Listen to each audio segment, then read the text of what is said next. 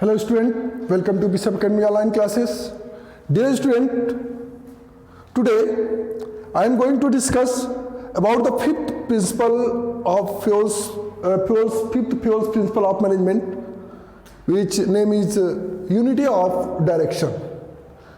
Unity of directions, all the units of an organization should be moving towards the same objective through coordinated and focused effort.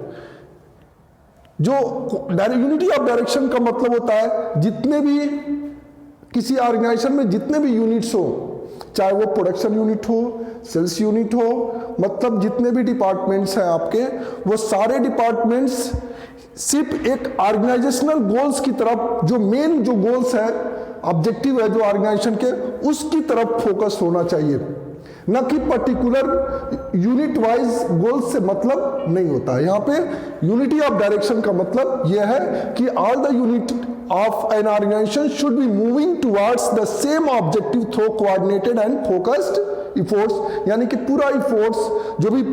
जिस efforts के लिए उनको responsibility दी गई है सारे unit को, वो सारे यूनिट्स एक ऑर्गेनाइजेशनल गोल्स की तरफ मूव करें।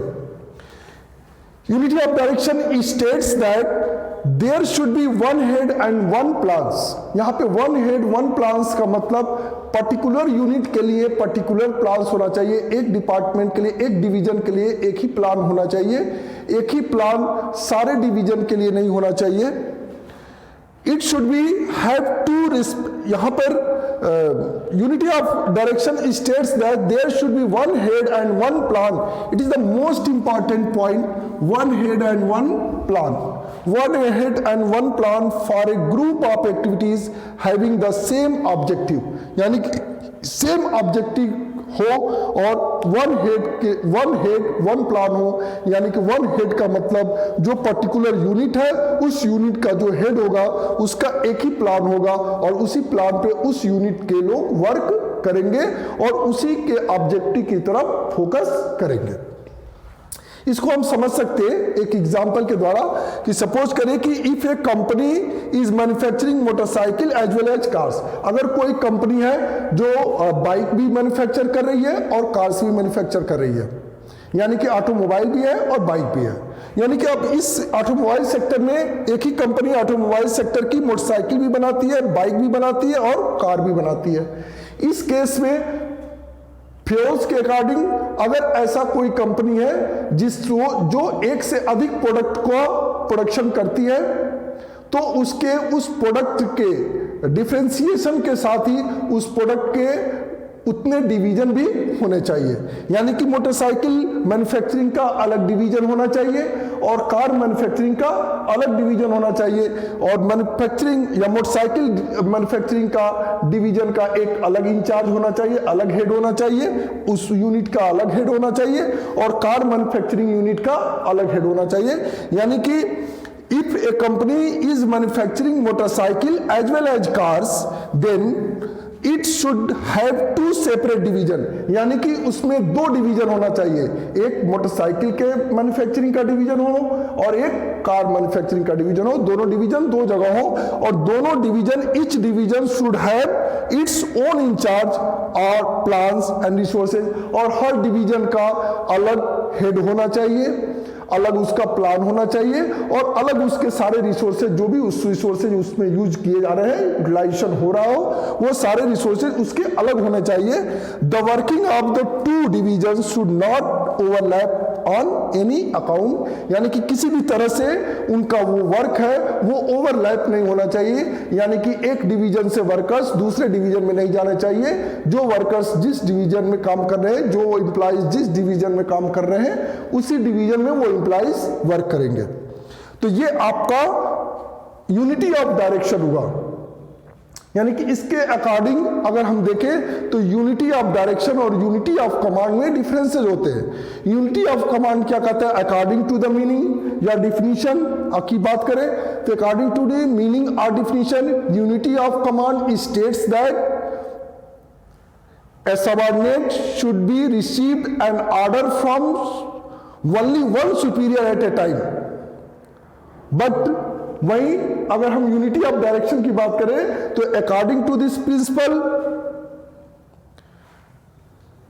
According to this principle,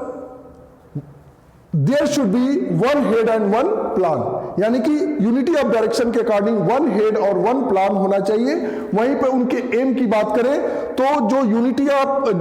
आपका यूनिटी ऑफ कमांड होता है उसमें कहा जाता है कि it should be avoided dual subordination, यानी कि यहाँ पे ड्यूअल सबऑर्डिनेशन को अवॉइड किया जाता है किसमें, यूनिटी ऑफ कमांड में, यानी कि एक ही समय में एक सबऑर्डिनेट को दो सुपीरियर से ऑर्डर रिसीव नहीं होना चाहिए या इंस्ट्रक्शन रिसीव नहीं होना चाहिए। वहीं पे यहां पर आपका यूनिटी ऑफ डायरेक्शन की बात करें तो यूनिटी ऑफ डायरेक्शन पे यह कहता है कि unity of direction does not commensurate and avoid duplication of effort.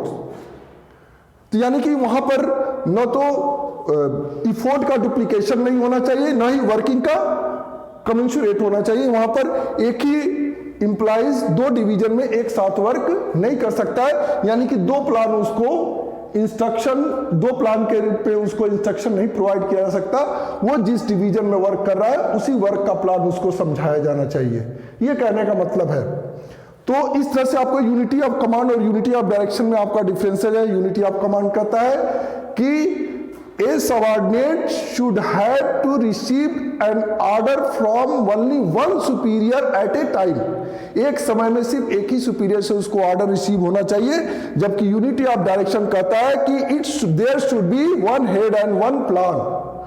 वहीं अगर एम की बात करें तो यूनिटी ऑफ कमांड ये कहता है कि here it should be avoided dual subordination,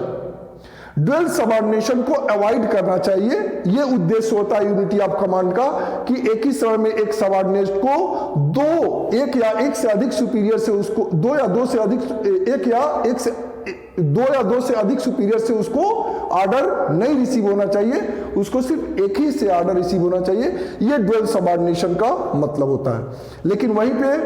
अगर हम यूनिटी ऑफ डायरेक्शन की बात करें तो यहां पे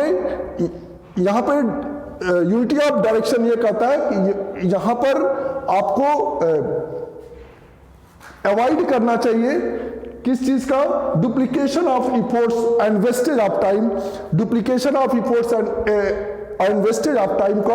यहां पे क्या करना चाहिए, अवॉइड करना चाहिए। क्यों वेस्टेज ऑफ टाइम होगा, क्योंकि जब एक इंप्लॉइज को आप जब दो डिवीजन का प्लान समझाएंगे तो वो कैसे काम करेगा,